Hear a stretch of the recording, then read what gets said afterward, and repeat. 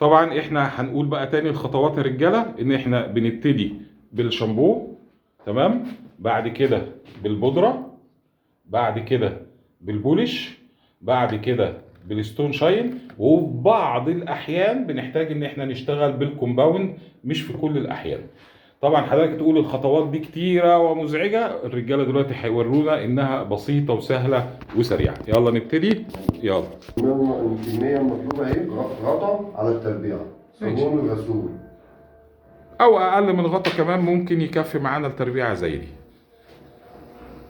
او انت خدته خام على طول، مش مخفف؟ لا مش مخفف. ماشي، عايز تجيب احلى حاجه ان شاء الله.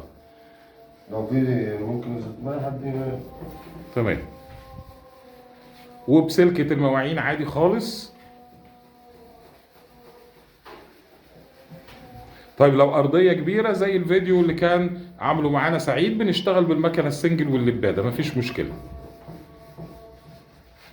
عشان في واحد هيقول لك ايه، لو انا هطلع تربيعه احطها، فلازم برضو ايه يبقى فاهم انه ممكن يشتغل بالصاروخ، ممكن يشتغل بالمكنه السنجل، الموضوع سهل. وبعد كده بنسيبه لمده 5-6 دقايق عشان يفتح المسام، وبعدين نخش على الخطوه اللي بعدها.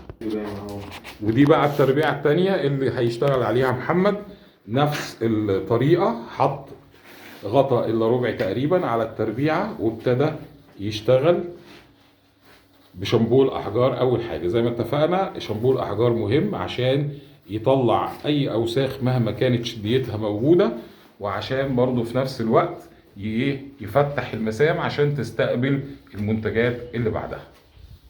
تمام.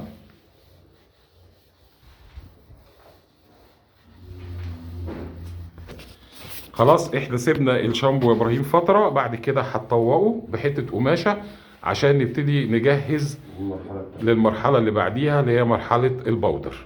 تمام.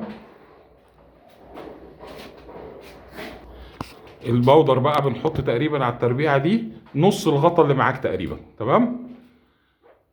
وبعد كده بنخلطه بحبه ميه ونعمله لباني خفيف تقيل شويه، يعني مش لباني سايب قوي، لا لباني ماسك نفسه الى حد ما، وبيخلطهم. كمان عشان اطيب معاك.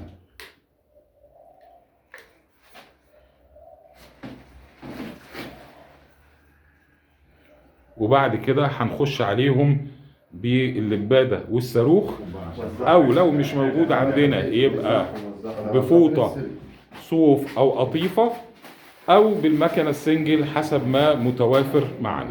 تمام. دلوقتي هيبتدي يخش ابراهيم على البودر بالصاروخ. يلا جيب. خلي بالكم ان الصاروخ اللي مع ابراهيم ده صاروخ سرعات، ما بنخشش بسرعه عاليه، لان كده كده المكنه السنجل والمكنه بتبقى اللي معانا هي في الموقع ما بتبقاش سرعتها عاليه زي الصاروخ، فاحنا جايبين صاروخ سرعات وبنشتغل بسرعه